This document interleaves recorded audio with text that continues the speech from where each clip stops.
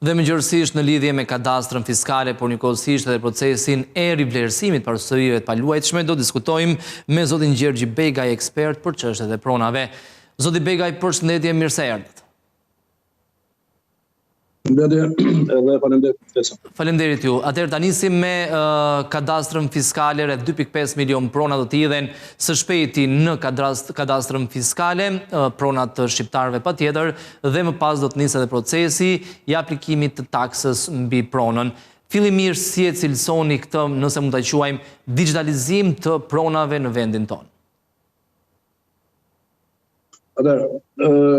Shumë, kjo është një temë sa interesante dhe në interes dhe të qytetarëve, po dhe të vetë institucionit të AZK-s që të përmbylli sa më shpejt regjistrimin e pronave dhe të futem në sistemin digital, që do të thotë që të hiqen letrat dhe çdo gjë të kalojë në sistem. Siç është sistemi i bankave sot, që punon direkt në sistem. Po. Tani, është punuar, sepse me çadi ka gati 2 dekada që është ndërmarrë një reformë e thellë për sa i përket digitalizimit të dokumentacioneve për të futur pronat në sistem, hipotekën që quhet sot hipoteka digjitale. Pra në institucionit të AZK-s janë ngritur grupe pune që punojnë futje me sistemimin e dokumentacionit duke i skanuar në pjesën më të madhe, por jo vetëm, edhe në teren ka punuar grupe pune për të azonuar hartat sipas terenit me instrumenta digjitale. Dhe hartat futen në sistem të bashkëlidhen bashkë me këto të tjera aty. Tani kjo është gjë e mirë, normalisht, sepse është një revolucion për herë të parë që bëhet në hipotekat shqiptare, pasi gjithë dokumentacionet kanë qenë mbajtur në rrugë manuale ose me dosje për arshiva, që ishte një barë e rëndë edhe për vetë punësit e hipotekave ose të AZK-s që quhet sot për marrjen për dhënien e shërbimit, pasi duhet të uleshin në arshiv për të marrë dokumentat, duhet të shkoshin në sipër, pastaj të vazhdonin të hapin letrat. Tashmë, me futjen në sistem të si fillim 2.500.000 pasurive, por në tërësi janë dy fiqe vlerës, janë diku ke 5 milion titujve pronësie. Normalisht që kjo është faza, mund të jetë, po themi, përmbyllet 50% e fazës parë, dhe do të vazhdoj digitalizimi. Është gjë e mirë, sepse tashmë nuk përdoren më letër fizikisht dosjet, por punohet me sistem.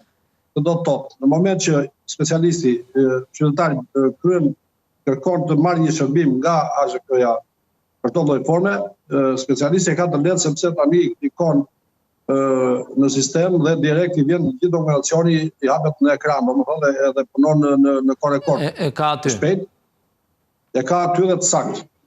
Kjo është ajo që është quhet hipoteka digjitale, për ta përmbledhur me një fjalë.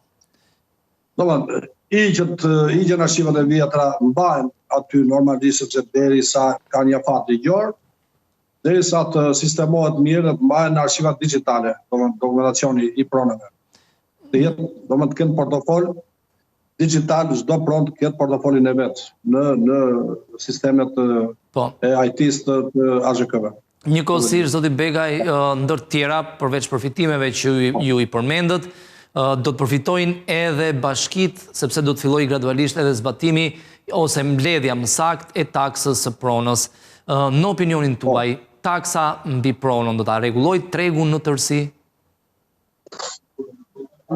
Shiko, po si çdo vend i zhvilluar, po themi i Komunitetit Evropian edhe botës moderne që sot shteti mbahet me taksa, dhe nëpërmjet taksave jep dhe shërbime qytetarit, sepse kjo është dhënie marrë, domethënë është në të dy krahat, sepse po nuk pati taksa, të mbledhet taksa nuk ka shërbime, është normale.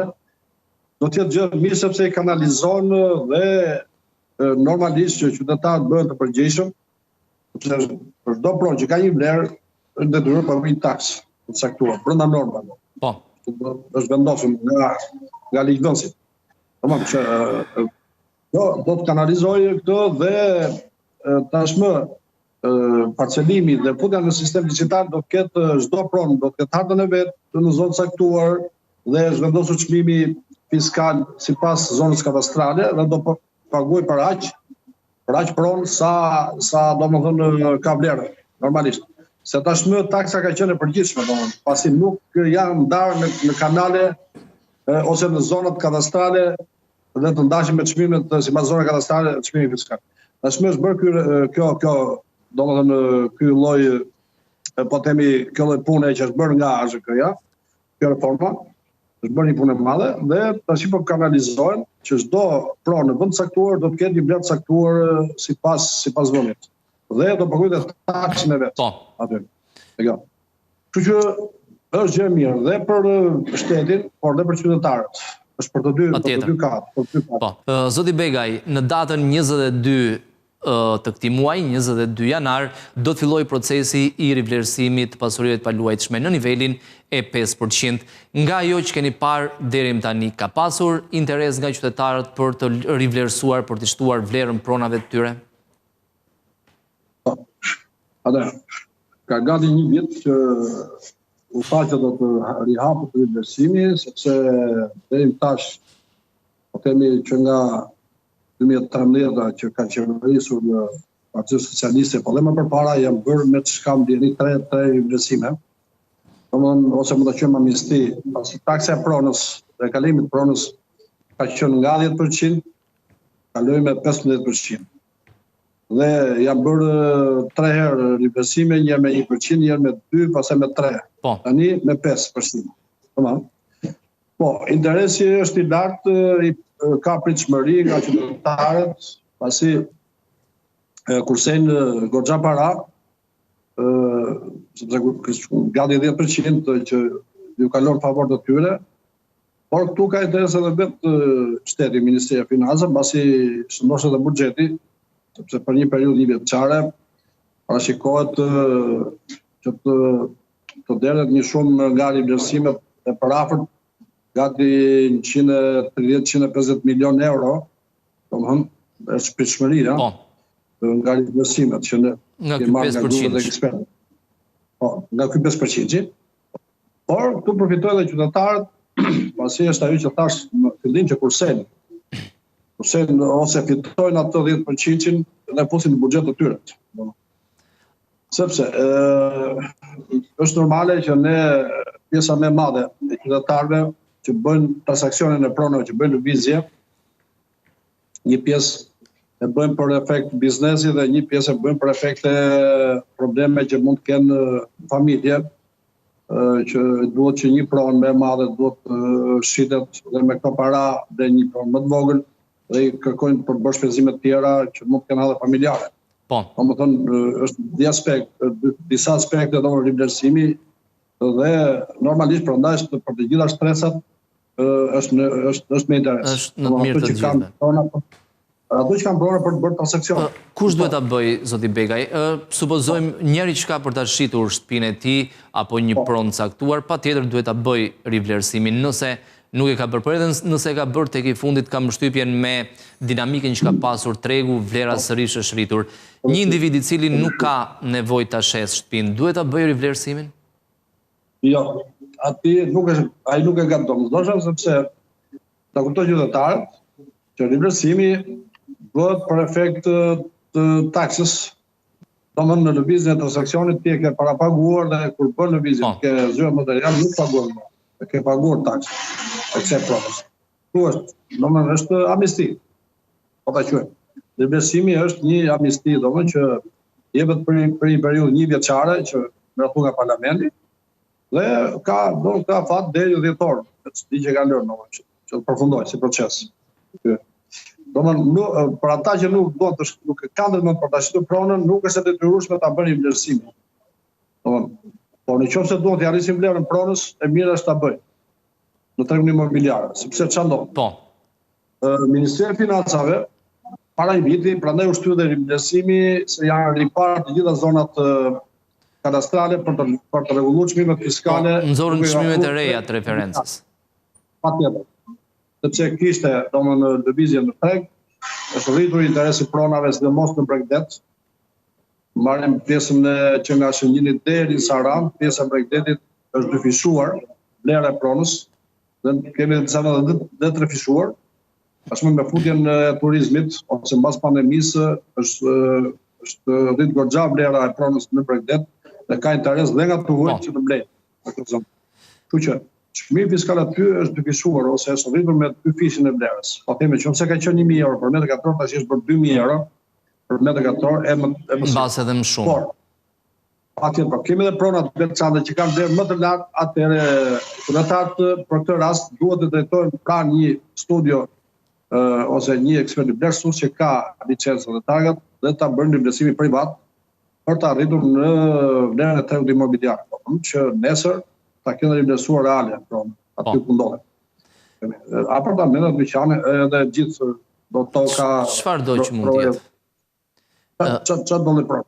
Edhe një pyetje. Interesi Po, edhe një pyetje zoti Begaj në lidhje me në terma më afatgjat, për të mos pasur fushata të kësaj natyre, rivlerësime 2%, 3% apo 5%, mos duhet që tatimi mbi fitimin kapital, ai 15% tjetë nivele më të ulta dhe shmangin në këtë mënyrë edhe këto fushata.